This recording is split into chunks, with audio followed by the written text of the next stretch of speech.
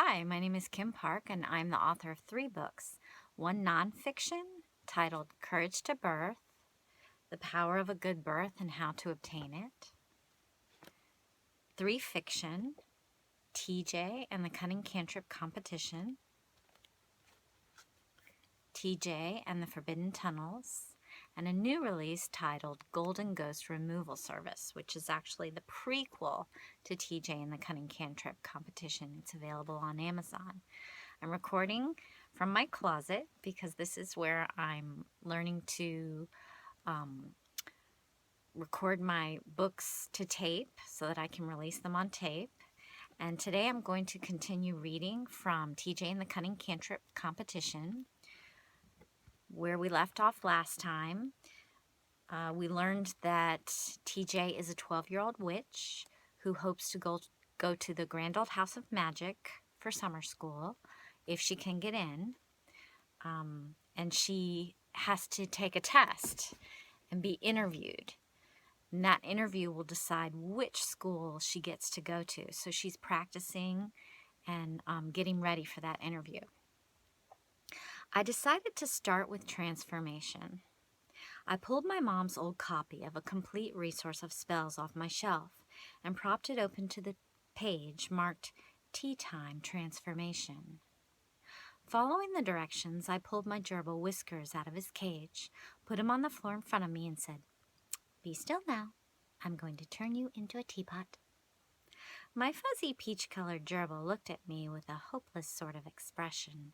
I suppose he didn't like the idea of being turned into a teapot.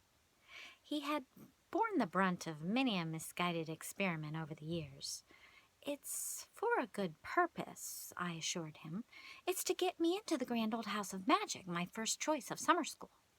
Whiskers pulled his pointy snout into a scornful bunch. "You should be happy for me," I reprimanded. "After 7 long years of waiting, of sitting in neat little rows and standing in neat little lines, pretending to be an average ordinary kid in an average ordinary school, at last I'm going to get my chance to enter the world of the supernatural, to really hone my skills at a bona fide summer school of magic." Whiskers smirked harder. "You'll make an awfully pretty teapot," I said, changing tact. "Real delicate-like, with a wide spout and a curlicue handle." Whiskers nipped me on the finger and made a beeline for the dark shadows of space underneath my dresser. I grabbed him by the tail, held him in place, and said, "Sorry, but tea time." Pop! Oops. Whiskers did not turn into a teapot. He turned into a miniature grandfather clock, about the perfect size for a dollhouse, complete with a swinging golden pendulum and an ivory-numbered face. I picked him up and stroked his pendulum. That fixed it. Pop! Whiskers transformed back into himself and scuttled beneath my dresser. "Sorry about that," I offered. "It was an honest mistake." I peered under the dresser. "You okay?" Whiskers glared at me through the dark shadows, his beady yellow eyes like miniature headlights in the night, headlights which suddenly zoomed straight for me. Whiskers jumped upon my nose, clawed up my face, and dug his claws into the crown of my head. With the ferocity of a bear, he yanked out several strands of my hair. "Ow! Get down, you brute!" With some difficulty, I pulled Whiskers free from my hair and transferred him back into his cage, where he shook his tiny fist at me, as if to say, "Try that again, miss, and you'll be sorry." "Oh, all right," I relented, "but at least it wasn't as bad as the time I turned you into a dirty toilet. Remember that?" Whiskers rolled his eyes up into his head and went belly up. "Oh, stop with the drama already," I grinned. I decided to practice with fire next. I started by levitating a single white candle above my bedspread, then flicking my fingers in the direction of the wick. I watched with delight as the fire from my fingertips flew in an arc toward the candle. On the first try, Only the fire didn't make contact with the wick. It passed right by it, arcing onto my bedspread instead. My blue cotton duvet burst into flame. The scent of burnt feathers permeated the room. I grabbed the cup of water from my bedstand and doused the flames. The fire went out with a sizzle and a sputter, but left a big brown-edged hole in the fabric. Oof. I rolled up my bedspread and tucked it underneath my bed. My mom wouldn't be happy about that one. I cleared my thoughts. I've got to get it right, I told myself. This is no time for mistakes. I took a deep breath and pounded my fist into my hand. Shadowing, I said. That's what I need to practice next.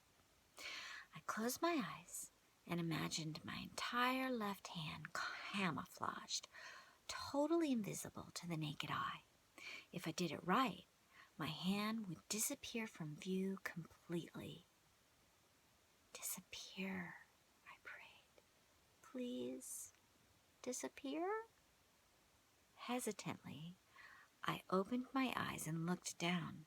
What I saw did not encourage me. My hand was not invisible. It was spotted pink. Well, that just stinks, I shouted, slamming my foot into the floor. My foot tingled from the impact, and most unexpectedly, a bolt of lightning shot out of my shoe. The bolt ripped through the floorboards, rolled into the wall, and the lights flickered off. Whoa. I'd never had that happen before. Tara Jane! Shrieked my mom. What are you doing? She pounded up the stairs, threw my bedroom door open, and flicked the lights back on. Nothing, I said.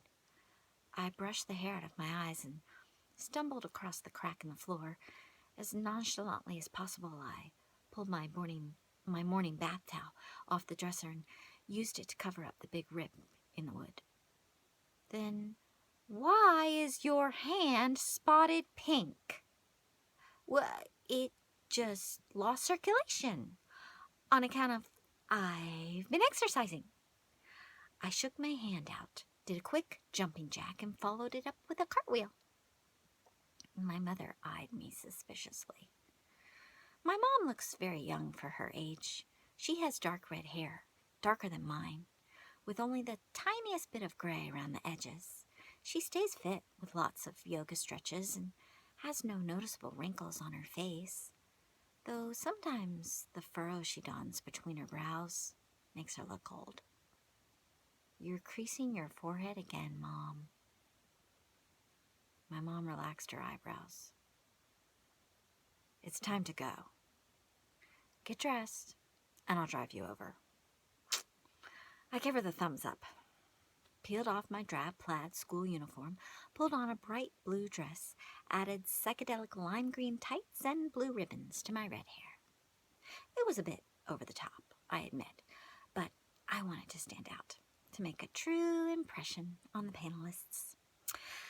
I scrutinized myself in the bathroom mirror. Green eyes peered out at me from a pale face scattered with freckles, sitting atop a thin-as-a-rail figure.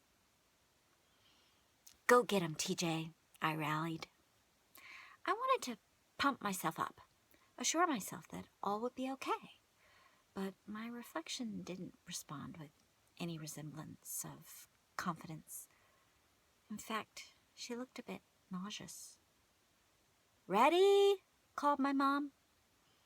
Ready as I'll ever be, I answered, splashing cold water on my face. The cold water helped. I scurried to the car and sank into the front seat. Focus on the positive, I chanted. As the car pulled out of the driveway, I crossed my legs, doubling one tightly over the other like a pretzel, because Abby said that was a good position for luck. It felt uncomfortable, but I was willing to do whatever it took. And as the car rolled forward through stoplight after stoplight, I repeatedly whispered, I will get into the grand old house of magic.